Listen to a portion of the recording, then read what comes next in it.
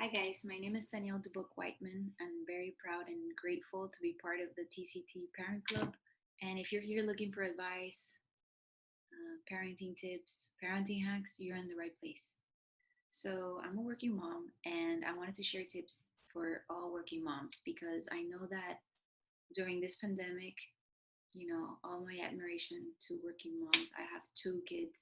I don't know how moms with four kids do it, but parenting is all about two main pillars: connection and management, right? You need management and connection both.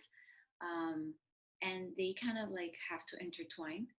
And sometimes, during these times of stress, we can think, well, I have to do this, we can have so many tasks, right? But if we don't express that we need help, it could be extremely overwhelming, and our bodies go into, our nervous system goes into a stress response, and we start getting into a defense mechanism and waking up and like working, we're like this, where we become extremely reactive. So we want to make sure that we can address what's going on, and it's normal to feel overwhelmed. We can also look for strategies to decrease that, right? Um, One of the biggest complaints is, I don't feel my partner helps me. I don't feel or help me as much, or I don't feel my kids are helping me that much. So I'm going to share with you three simple strategies that you can start applying. The first one is delegate. So it seems very simple, like, oh, how am I going to delegate? Well, there's an art and science to delegation, right? And the best delegation is not when you just say, well, you're going to do this, you're going to be in charge of this.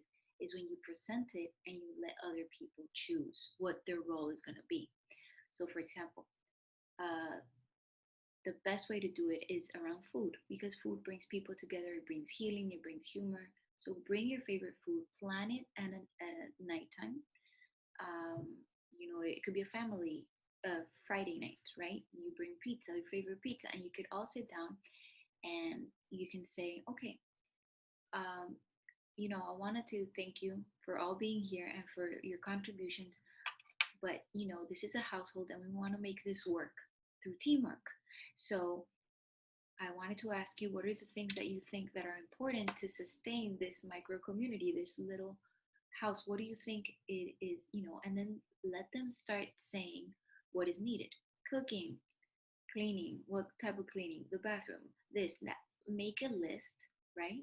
And let them speak.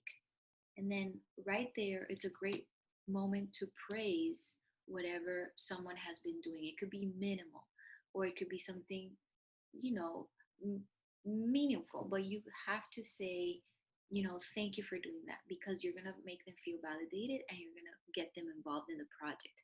So, for example, if your husband has been doing the grocery shopping, or if he's paying half the rent or half the mortgage, it's okay.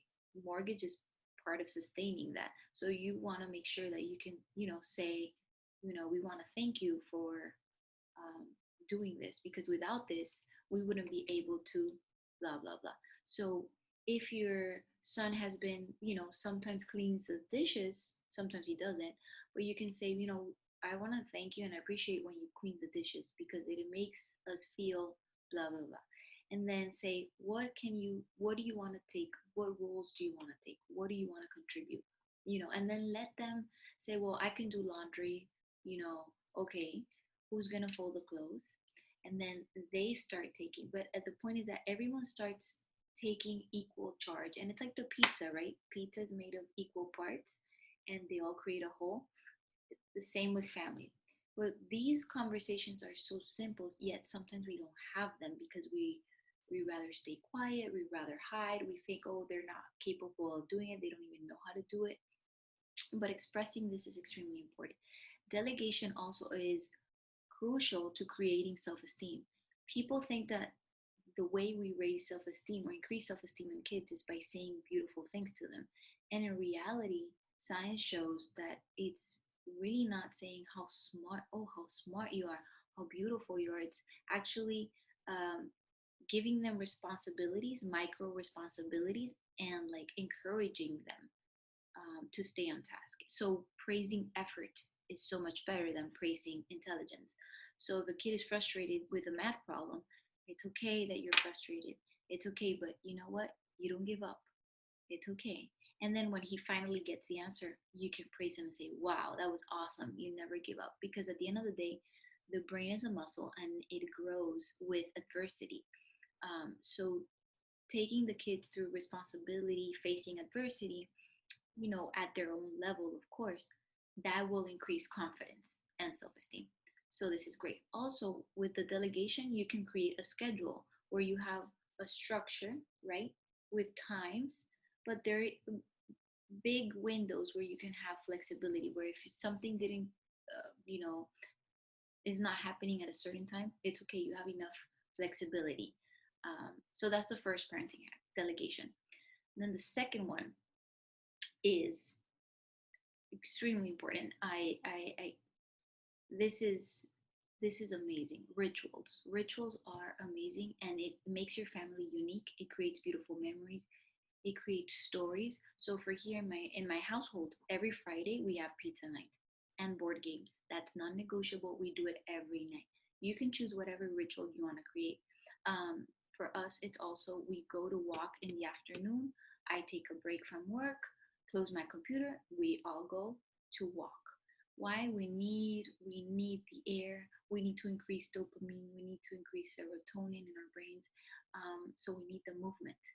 I know families that do like salsa nights, or they do hip hop nights, or they do whatever, but it's a ritual, and they wait for that special day to do it. You can have it twice a week, once a week, or it could be dinner 4 times a week. It could be cooking.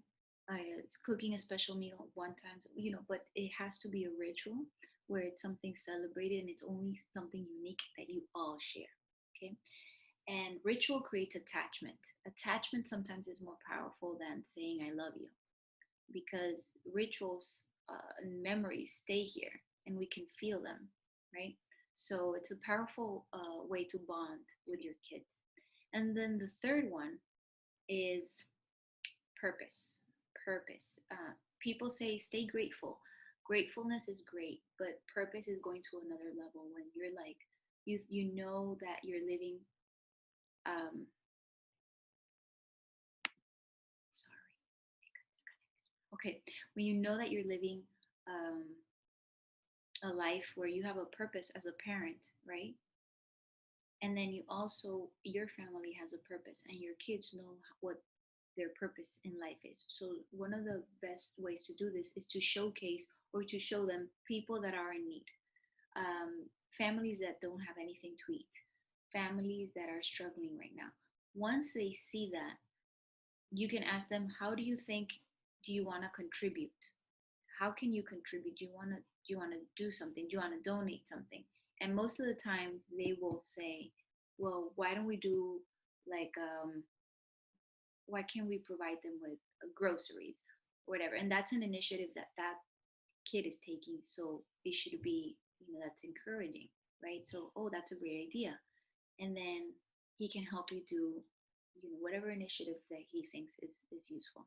So this is a perfect time to develop a sense of purpose. A lot of kids right now um, don't have that, and the purpose is like the immune system, right, of of the body.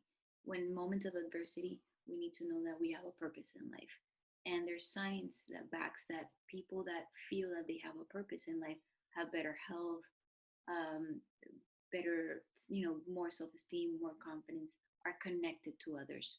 So those are my three parenting hacks: delegate, rituals, and purpose. I hope that this helps you, and I hope you um, stay together with your family during these times.